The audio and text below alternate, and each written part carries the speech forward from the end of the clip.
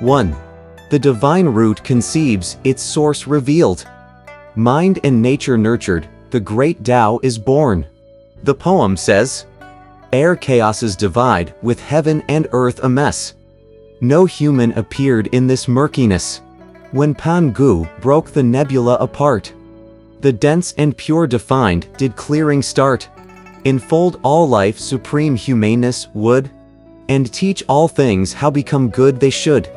To know cyclic time's work, if that's your quest. Read Tale of Woes dispelled on journey west. We heard that, in the order of heaven and earth, a single period consisted of 129,600 years. Dividing this period into 12 epochs were the 12 stems of Zi, Chou, Yin, Mao, Qin, Si, Wu, Wei, Shen, Yu, Xu, and Hai, with each epoch having 10,800 years. Considered as the horary circle, the sequence would be thus: the first sign of dawn appears in the hour of Zi, while at Chou the cock crows. Daybreak occurs at Yin, and the sun rises at Mao. Qin comes after breakfast, and by Si, everything is planned. At Wu the sun arrives at its meridian, and it declines westward by Wei. The evening meal comes during the hour of Shen, and the sun sinks completely at Yu. Twilight sets in at Shu, and people rest by the hour of Hai. This sequence may also be understood macrocosmically. At the end of the epoch of Shu, heaven and earth were obscure and all things were indistinct. With the passing of 5,400 years, the beginning of Hai was the epoch of darkness. This moment was named chaos because there were neither human beings nor the two spheres. After another 5,400 years, Hai ended, and as the creative force began to work after great perseverance, the epoch of Zi drew near and again brought gradual development.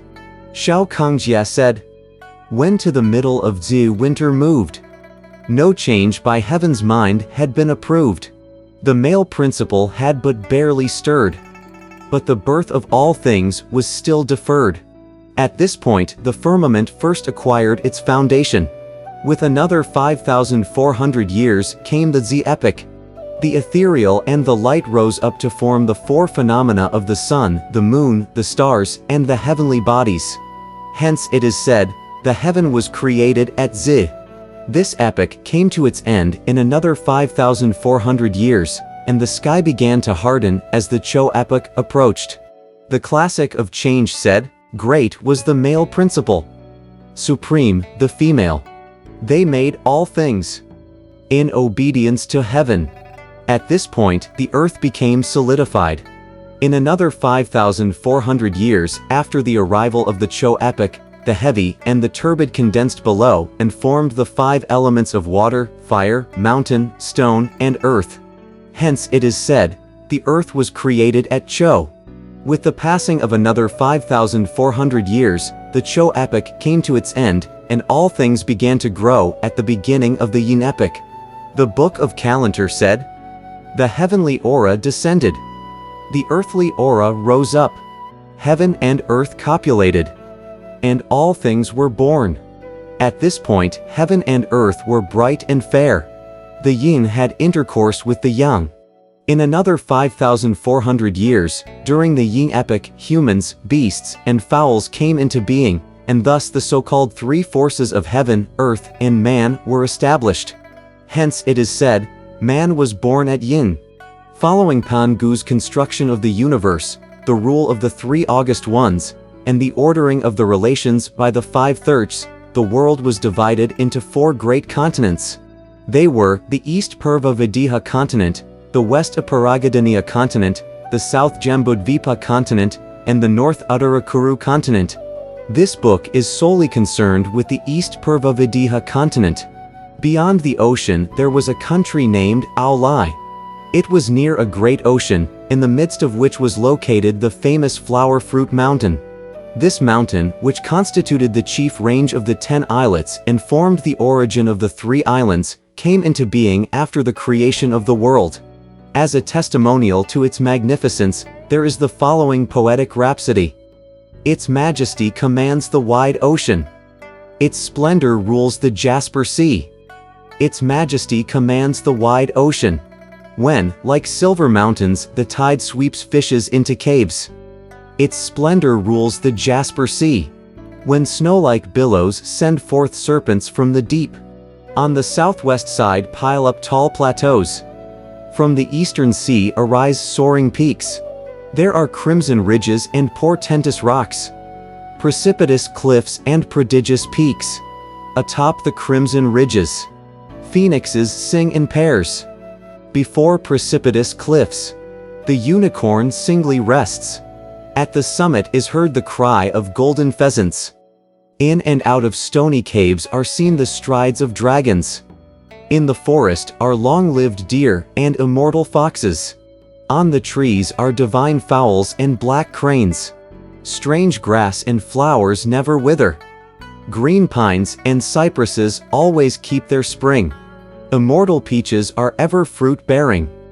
Lofty bamboos often detain the clouds.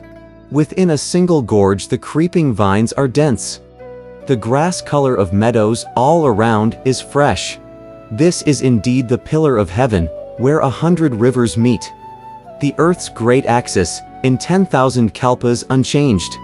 There was on top of that very mountain an immortal stone, which measured 36 feet and 5 inches in height and 24 feet in circumference.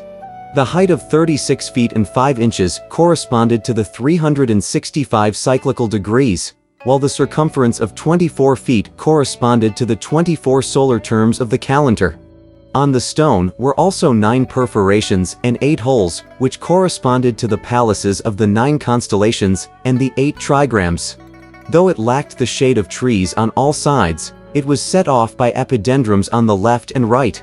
Since the creation of the world, it had been nourished for a long period by the seeds of heaven and earth, and by the essences of the sun and the moon, until, quickened by divine inspiration, it became pregnant with a divine embryo. One day, it split open, giving birth to a stone egg about the size of a playing ball. Exposed to the wind, it was transformed into a stone monkey endowed with fully developed features and limbs. Having learned at once to climb and run, this monkey also bowed to the 4 quarters, while 2 beams of golden light flashed from his eyes to reach even the palace of the Polestar.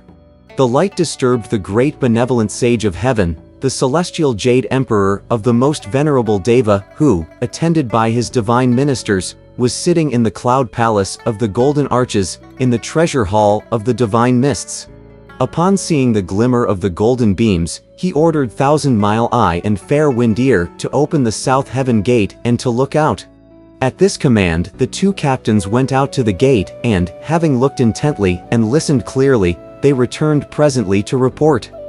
Your subjects, obeying your command to locate the beams, discovered that they came from the Flower Fruit Mountain at the border of the small Aulai country, which lies to the east of the East Purva continent. On this mountain is an immortal stone that has given birth to an egg.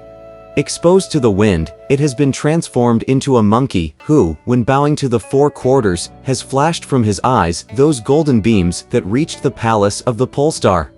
Now that he is taking some food and drink, the light is about to grow dim. With compassionate mercy the Jade Emperor declared, "These creatures from the world below are born of the essences of heaven and earth, and they need not surprise us.